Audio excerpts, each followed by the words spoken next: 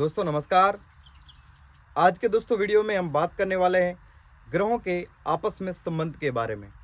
कौन ग्रह दोस्तों किसका मित्र है और कौन ग्रह किसका शत्रु है, कौन ग्रह किसका सम संबंध रखता है। आइए दोस्तों, हम शुरुआत करने से पहले थोड़े इन ग्रहों के बारे में समझ लेते हैं।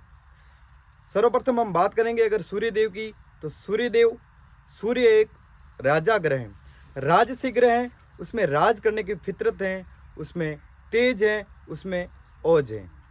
अगर बात करेंगे हम दूसरे नंबर की ग्रह जो है चंद्रमा दोस्तों, चंद्रमा एक रानी है। ज्योतिष में चंद्रमा को एक स्त्री ग्रह के रूप में लिया गया है। स्त्रियों में हम देखेंगे आमतौर पे दया, भावुकता, करुणा और संचलता होती है। अब हम बात करते हैं तीसरे नंबर की, जो कि मंगल की। मंगल दोस्तों सेनापति हैं, उसमें ओज हैं, गुच्छा हैं, तेज हैं। उसके बाद हम बात करते हैं बुध की। बुध हम देखेंगे दोस्तों एक छोटा सा बालक है, बुध एक राजकुमार है। अब जैसा बालक बर्ताव करता है उसी प्रकार बुध भी बर्ताव करते हैं। आगे बात करते हैं हम गुरुदेव की।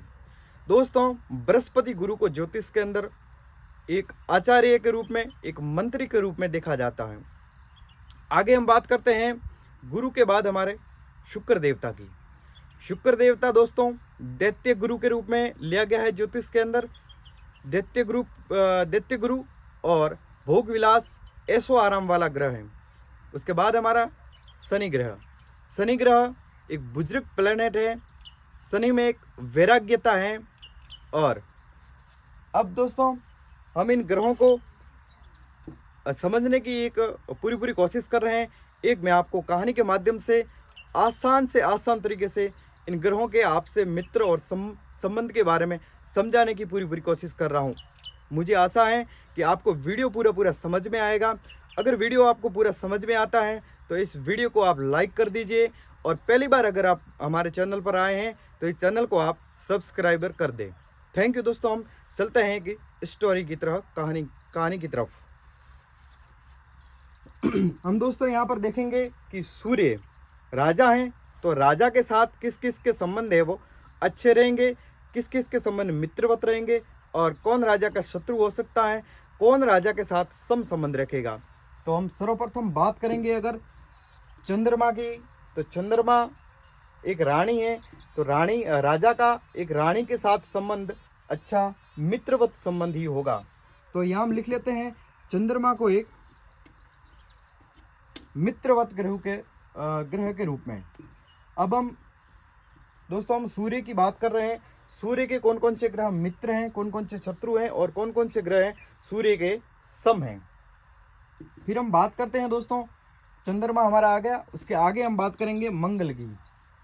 मंगल दोस्तों हमने बताया आपको कि सेनापति हैं, और राजा का सेनापति के साथ एक मित्रवत संबंध होगा। तो हम यहाँ पर लिख लेते हैं मंगल को एक सूर्य का मित्र ग्रह है। उसके आगे हम बात करते हैं और कौन से राजा के मित्र हो सकते हैं। तो बृहस्पति गुरु जो है वो राजा के मित्र हो सकते हैं, क्योंकि यहाँ हम बृहस्पति गुरु को है आचार्य के रूप में और एक मंत्री के रूप में लेते हैं। तो सूर्य के जो हैं बृहस्पति, यहाँ हम लिख लेते हैं बृहस्पति गुरुदेव जो है वो एक राजा के हैं, वो मित्र रहेंगे। इसको मैं शॉर्ट में लिख लेता हूँ।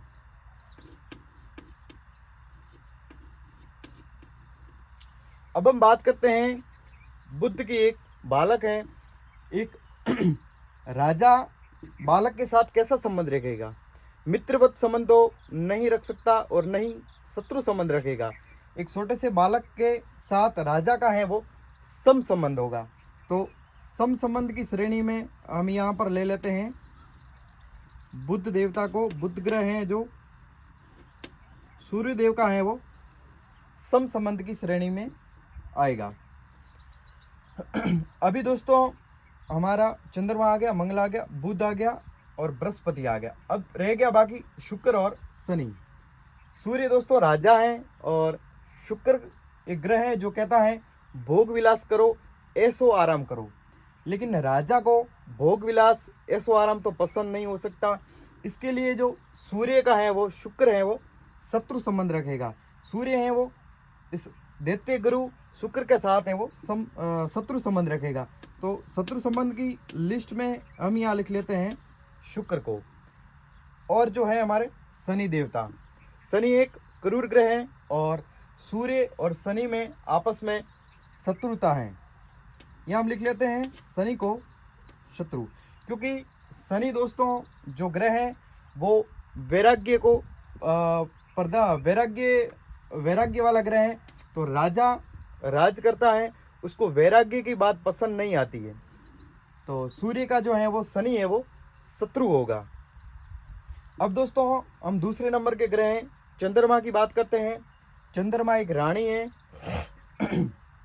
तो रानी का है राजा के साथ एक मित्र संबंध होगा। तो हम यहाँ पर लिख लेते हैं सूर्य को मित्र की श्रेणी में, क्योंकि चंद्रमा के हम देखेंगे तो सूर्य है वो मित्र संबंध ही रखेंगे। ठीक है, हमारा सूर्य आ गया। फिर हम बात करेंगे अगर मंगल की, तो मंगल को हम देखेंगे मंगल जो है वो कैसा संबंध रखते हैं, चंद्रमा मंगल के साथ कैसे संबंध रखते हैं। दोस्तों एक रानी सेनापति के साथ मित्र संबंध नहीं बल्कि एक सम संबंध रखेगी, शत्रु संबंध भी नहीं रखेगी, सम संबंध रखेगी। तो हम यहाँ पर लिख लेते हैं इस मंगल देवता को चंद्रमा के साथ सम संबंध। अब दोस्तों आगे हमारा आता है वो बुध देवता आता है। हम देखेंगे एक रानी का एक बच्चे के साथ कैसा संबंध होगा, मित्र संबंध ही होगा। तो यहाँ पर लिख लेते हैं हम इस बुध देवता को मित्र की श्रेणी में। ठीक है, मित्र संबंध में बुध देवता आगे। फिर हमारे जो आते हैं वो बृहस्पति गुरुदेव। एक रानी का गुरु के साथ कैसा संबंध होगा, सम संबंध होगा। मित्र संबंध की तो जरूरत नहीं पड़ती और न ही शत्रु संबंध हो सकते हैं, सम संबंध होगा। तो यहाँ पर हम लिख लेते हैं बृहस्पति को सम संबंध। फिर हमारे दैत्य गुरु शुक्र हैं, उसका इस रानी के साथ कैसा संबंध हो सकता है, सम संबंध।